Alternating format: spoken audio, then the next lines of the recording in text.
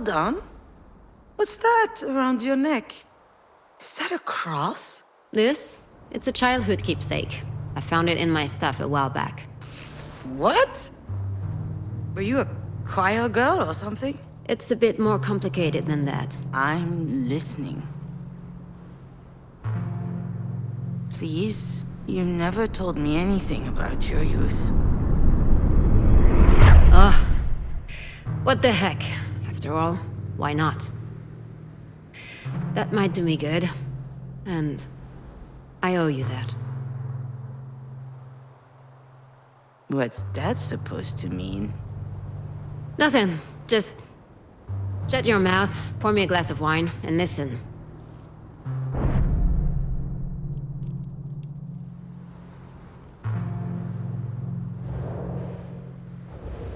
We used to live in a small village in the east. Gray, boring, and hideous. People were dumb and mean, always keeping tabs on others to tear them down. And of course, these fakers were in church all the time. I spent years in that cesspool, never asking questions. When I was 14, let me tell you, Jesus was my best friend. I would tell him about everything I did wrong in my head. And let me tell you, I was a terrible kid. Naughty, ill-behaved, always running around. A tiny devil. And also, I had this desire and fire in my chest. Nasty thoughts. But I really thought that he loved me as I was.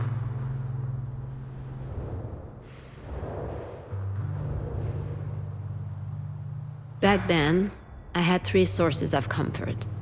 Jesus, books, and drawing. So I spent an insane amount of time sketching in the neighborhood churches. It was a disease. Everything I laid eyes on had to end up on a sheet of paper. At least then, people left me alone.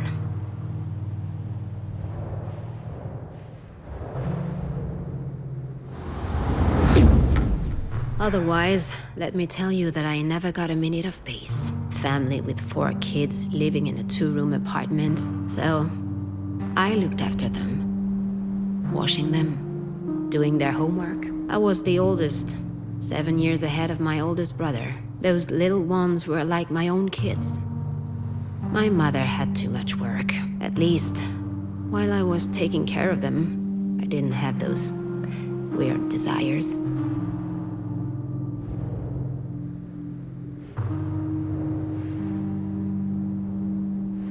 My dad always had a steak on his plate when he got home. Every night. My mother used to say that he deserved it, working his ass off at the mill for us. But one night, I was still awake when he came home. He was completely shit-faced. He was living in a fallen world. The steel industry was his life, but his life had no tomorrow. So he drank. That night he looked at me weird. I didn't understand. I felt guilty.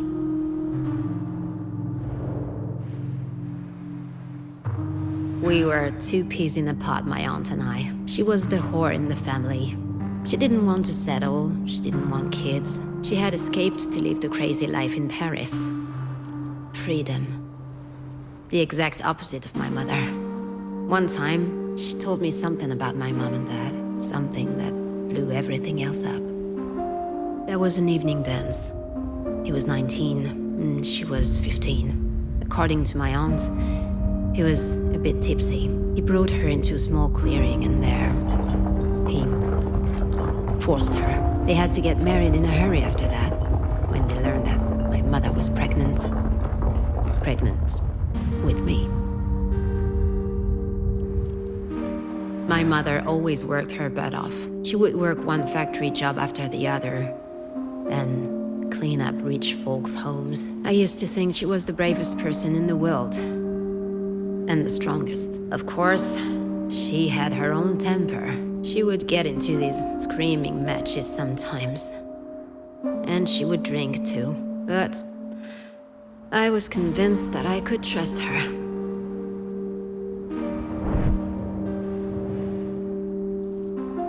One night, I went out with some girlfriends and boyfriends. We only went to the movies, but she lectured me. You're bringing shame on this family, she said. People at church are talking. Something bad's gonna happen to you if you keep tempting men. I answered that if it ever happened to me, I, for one, wouldn't marry my abuser. She hit me. For the first time. She hit me again later. I was getting slapped around because she hated her life. I was blaming her for not fighting back. I wasn't going to let her treat me like this.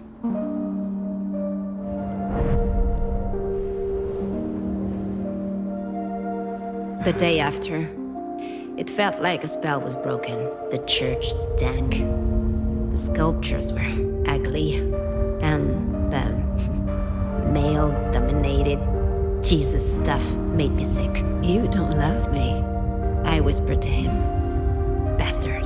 At that very moment, and that, let me tell you, that's something I'll never forget. The Christ started to bleed.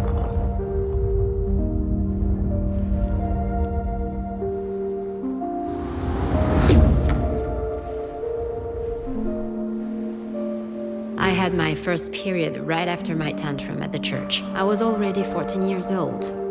Pretty late. But then, my body started to develop. The more my body changed, the more my father scared me. Hell, he terrified me. Not just because he was domineering and brutal. It was uncomfortable even being in the same room as him. He was always watching me, commenting on my clothes. I felt like a piece of meat.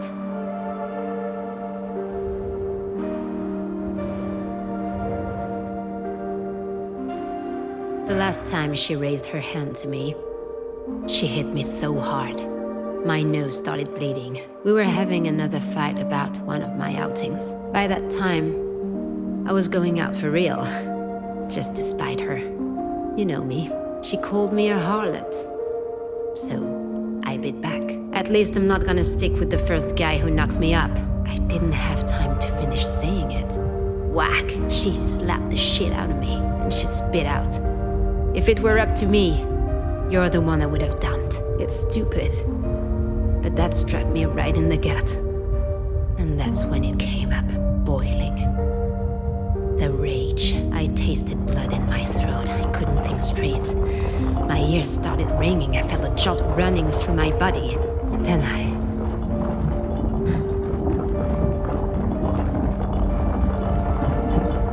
Then it was over. I couldn't walk it back.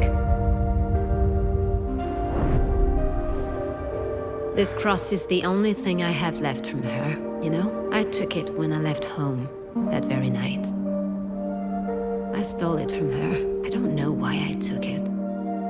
I used to do that a lot back then. Steal stuff. But I'm happy I did it. It gives me a chance to think about her, to remember, never to be like her.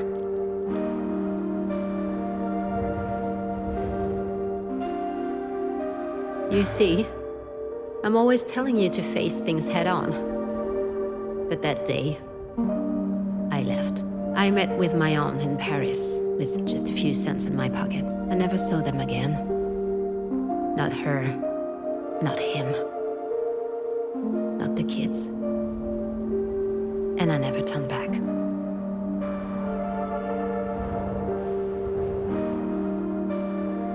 You hear, Miss Kivas? Shit, don't tell me you fell asleep. What a disaster. You really can't handle your booze. Don't worry, daughter. I will still be there tomorrow, and the next day too. There to tell you again what you already know. People are ugly, let me tell you. They're dangerous, all of them. That's just the way things are. It's inside them. The evil is. We need to defend ourselves. Stay vigilant. That's how I got out of it. Jen gets it, I think. But you, darling, you're too weak. You want to trust people. You want to have faith. But I told you many times, you can't trust anyone. Ever. You don't need me to tell you that. Life's unfair. That's just how it is.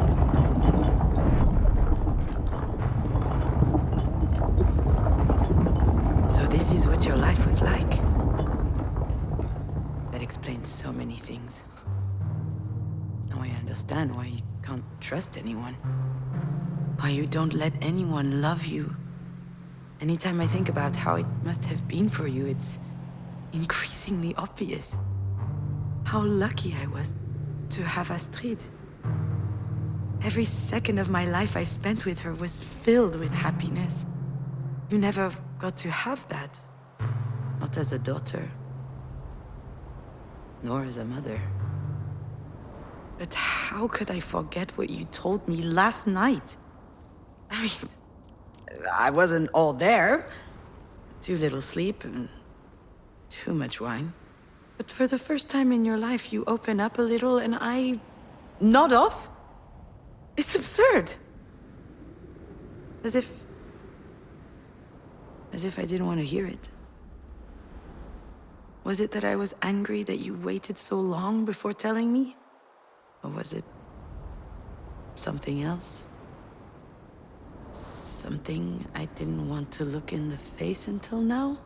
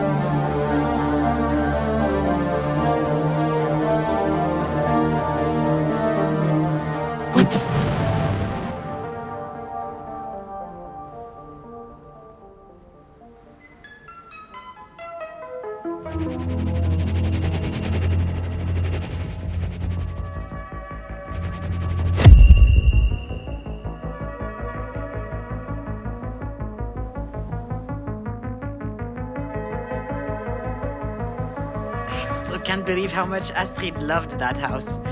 Why are you surprised? It's awesome. Really? Well, yeah. Have you looked at it up close? There's all these little intricate details. You can open the doors, move the furniture, turn on the lights. Marie must have spent a lot of time on it. I don't know. I think it's an awesome present. When Alex said that, I was reminded about my mobile. Just like the house, it was magnificent, intricate, exquisite. I believe that's why I kept it in my room for so long, hanging above my bed. These two presents were the two singular proofs that Marie cared for us. That was her way of saying she loves us.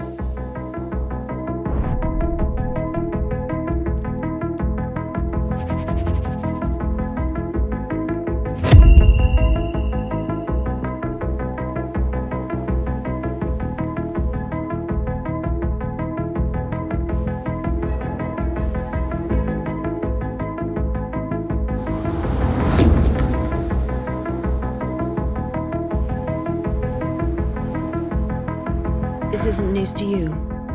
It's unfair, but that's how it is. You didn't choose to be my daughter. I didn't choose to be my mother's daughter. I could blame it on God, but that would be giving him too much credit. I don't know who's to blame, really. I do know that it's unavoidable, though. And Astrid, she didn't choose us either. She wasn't supposed to be part of this family. At first, I thought that she could be the one to break the cycle, but in the end, the curse got her too, and it hit again. Harder. My shitty curse.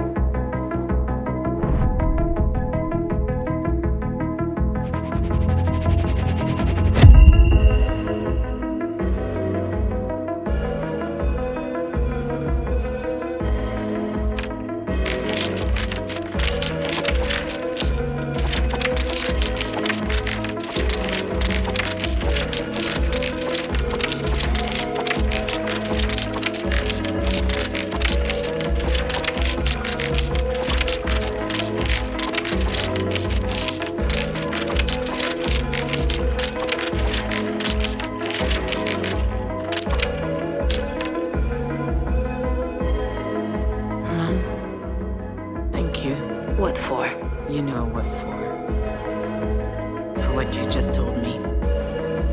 For not giving up on me. For your help. Listen to me, dear. One thing is for sure on this wretched earth. A single thing. It's that you don't need to thank me. For anything. I'll see you Monday at the studio. I found that really weird at the time, this whole exchange. First of all, Marie saying beautiful things, sounding more loving than ever before. But on top of that, her almost scolding me for thanking her, as if extraordinary circumstances had forced her out of her self-imposed duty to bully me, and that she was having a hard time coming to terms with it.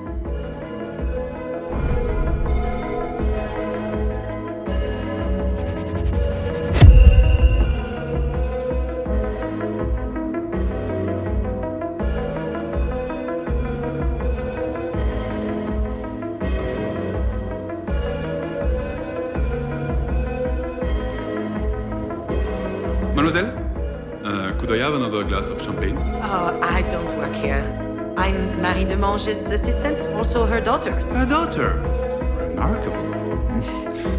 But you don't look anything like her. Do you paint as well? No, I don't. I'm more of a... Of course you don't. Why would you, with such a talented mother around? I've never felt like I'm competing with Marie. My love for the movies, my penchant for writing. I did it all for myself, without thinking about her. But perhaps she was actually feeling threatened, as if the creative process was uniquely hers, her exclusive domain.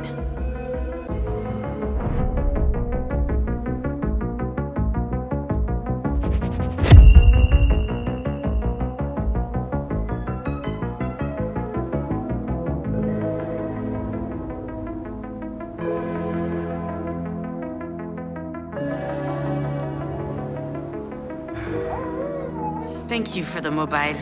I can't believe you managed to find it. Oh, it's nothing. Do you want to stay for a bit? Coffee, maybe? No, thank you. I gotta go. I have, a meeting. A meeting? Yeah, a thing. Don't worry about it. Say hi to Alex for me. Oh, I'll call him. He's just in the next room. Oh, hi, Alex. Bye, Alex. Done. Gotta go. Bye. I rarely saw Marie being ill at ease, but the few times it did happen was when she came to the house to visit when Astrid was born. It was as if she felt like she was intruding on our family. Maybe because she didn't know what it was like having one.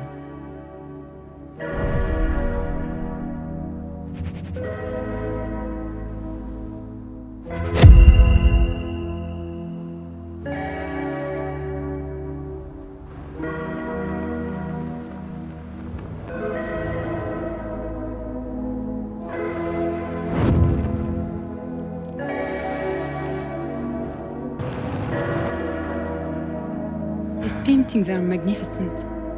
But how do you do it? Oh, well, that's hard to put into words.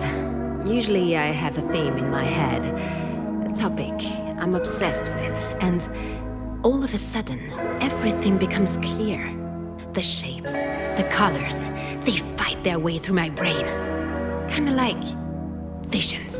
And then I simply must paint. I can't control it. In fact, if I didn't paint in that moment, I could flip, do crazy things. While Diane and I were dancing, I could hear Marie doing her spiel for Sasha. I'd heard it 100 times. The visions, what she called her mystical experience. A whole lot of crap. 10 minutes later, I set the kitchen on fire, blinded by the urgency, as if my body was overriding my brain. Just goes to show you. As much as I hate it, she might have been telling the truth about her process. I guess I work like that too.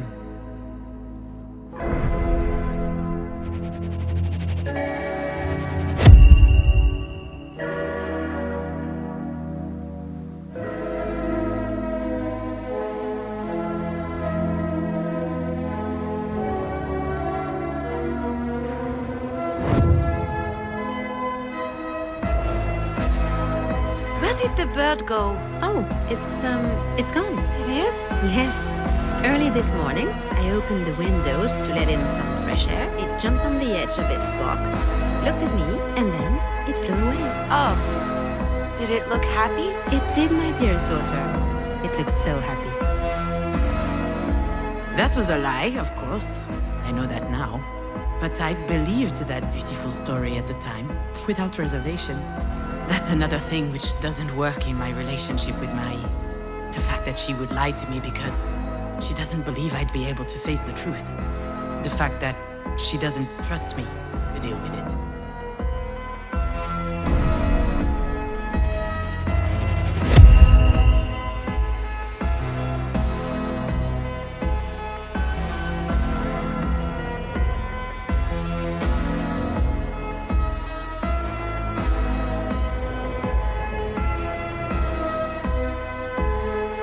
What about those over there, in the tank? Are they still alive? Of course. The true connoisseur prefer to cook their lobsters at the last minute. And I'll take them. absolutely, miss. Do you want one or two? I want them all. I mean, there's about 2 dozen in there. Did you win the lottery or something? I'll need one of your coolers too, for the road. I drove to the ocean, opened the box and threw them back in the sea. Freeing them was pointless, laughable even. But it felt amazing. I was able to change things. I could reject the fact that it is what it is. Just say no. What's the point in being alive if everything's already been decided for us?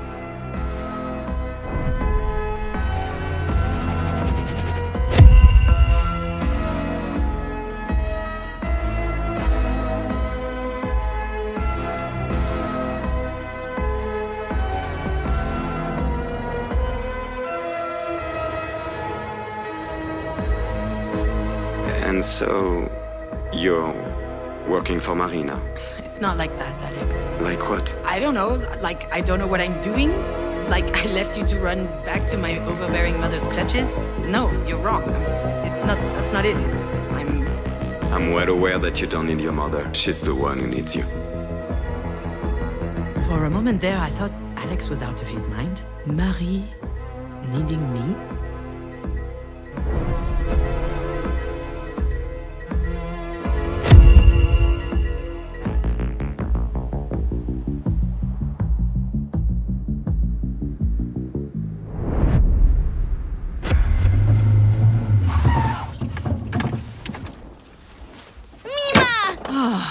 It's stifling hot in there. Yeah, sorry, AC's broke. Get in, we're running late. Don't sit on my script! You could at least crack a window. All that rain brought a cool front. Mima, Mima, Mima! Oh, sweetheart. How are you doing? You look great today. I'm a princess! The computer princess! That is so special. Can we get going? All right, all right. We have time. I don't. I need to drop off Astrid at Mina's and then I have a meeting at the production office to show my... Just start the car. That will teach me to ask you for a special favor. Yeah, this is the third special favor this week, Marie. Just go. In great.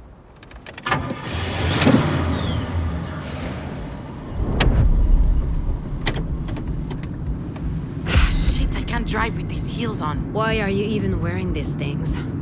Silly me, just dressing up for a business meeting.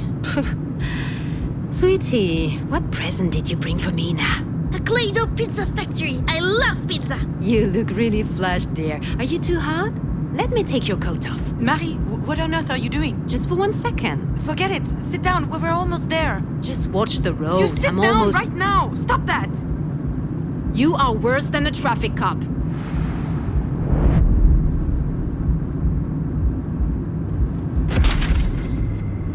Shit, watch it. My script. You're still writing for this garbage? Damn, Scavis. You might have the lowest self-esteem I've ever seen, but I must admire your perseverance. No one asked for your opinion. I didn't sleep all night. I can't focus. Also, I'm too old for this. Okay, I'm taking off my coat now. Anyway, sounds like you're not yet too old to be a mediocre writer.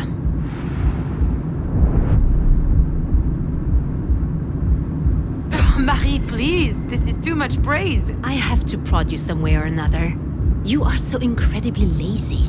And they keep coming. All these flowers. Really, I can't. Nothing ever comes easy to women in this industry. I had to build it all myself. No one was there to help me. I slept 4 hours a night when you were born. I worked all the time to provide for your needs. Oh, you really gave me everything, Marie, except perhaps self-esteem. Oh, and a father. You're not making sense, June. You and your sister would be nothing without me, and you know it. You're both churlish and fearful. I gave you everything, and you're just squandering it all to write soap operas. Maybe you'd be a better writer if you had to toil a little bit more. Who knows?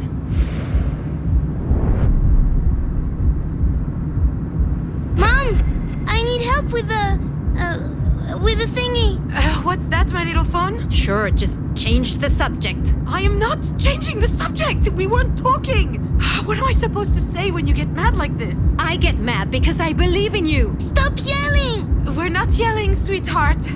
Anyway, this little one is only one thing you've done well. Speaking of which, if we could But if you're mishandling her the way you fucked up your career, that's concerning. Children are delicate. They need protection. You can put even the best child in a shitty family, they're gonna blow up. Wait, why are you even saying that? What are you talking about exactly?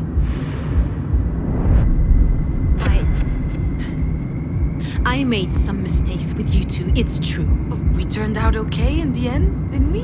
Whatever you think. You don't get it. There's something hanging above our heads. All of our heads. Something that's about to fall on our heads if we're not careful. It's been there forever. Passed from one woman onto the next in our family. Like a disease. Are you sick, Mimo? No, sweetie, she's not sick. This is grown-up talk. You're right, June. Love. Love of self. It's true, I don't think I taught you that. But I think that's because no one taught me either. Or my mother. Oh, okay, and so you're scared for Astrid?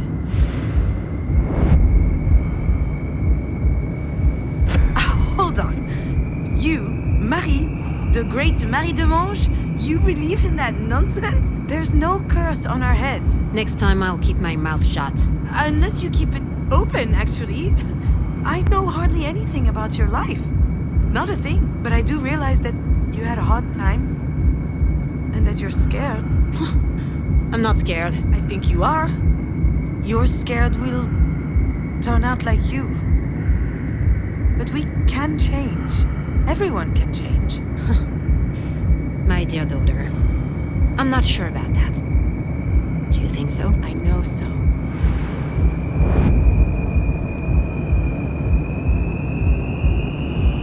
And that's all thanks to you. You taught us that in your own twisted, painful way, but still. I did what I could. And in the end, you did give us the means to change things. You've taught us how we could blow off the entire world and do whatever we wanted. That's your way of showing love, don't you think? Love isn't my thing. Oh, Mom, come on. You love me and I know it, in spite of your best efforts to hide it. I can feel it, and I love you. And I love you too, Mimo. Oh, thank you, dearest. Makes me so happy to hear you say that. I like it better when you're nice. Why are you not in your seat? What are you doing standing up? Marie, why is Astrid completely unlatched? She was sweating. I just took off her sweater. No big Shit, deal. I told you to keep her safety belt on. Are you kidding me? You know, you're so uptight sometimes. Unbelievable. I am not uptight. I would just like you Mom, to... watch for the deer!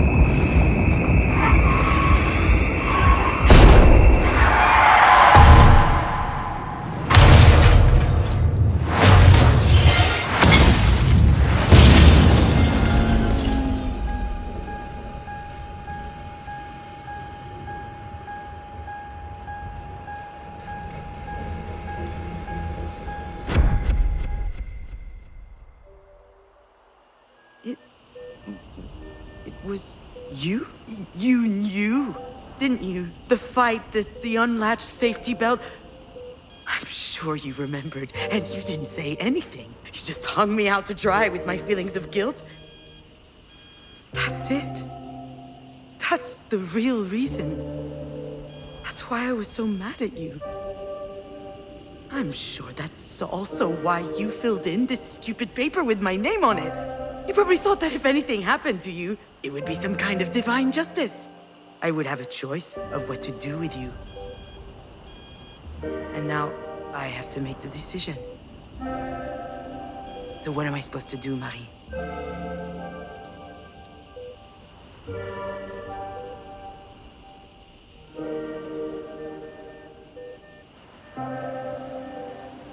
could invent something else. We deserve that.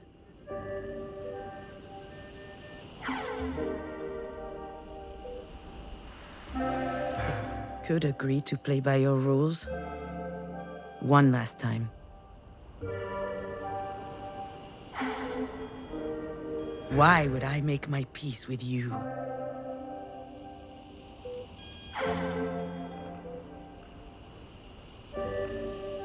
I can't give you what you want.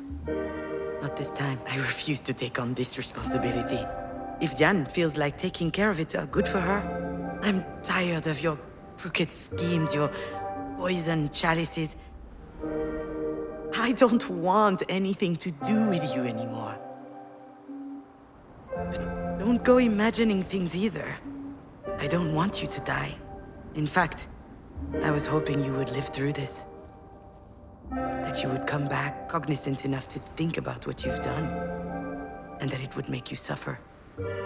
For a long time. You'll never see me again. I'm sorry I can't look you in the eyes to tell you this. And yet, that's exactly how things have always been between us. Adieu, Marie.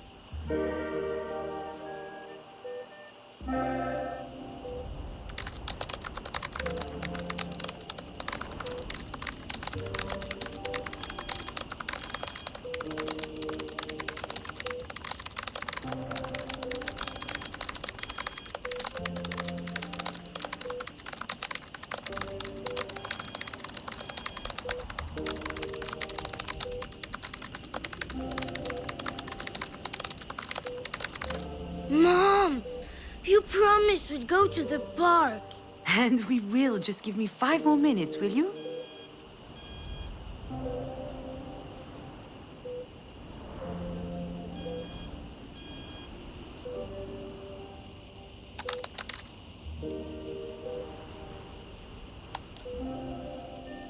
Mom!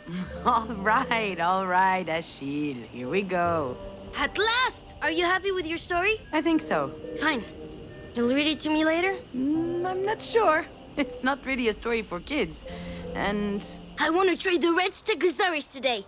Did you know his tail is actually a slide? really? Can I try it too? Only if we buy ice cream on our way back. Seems like a fair deal to me.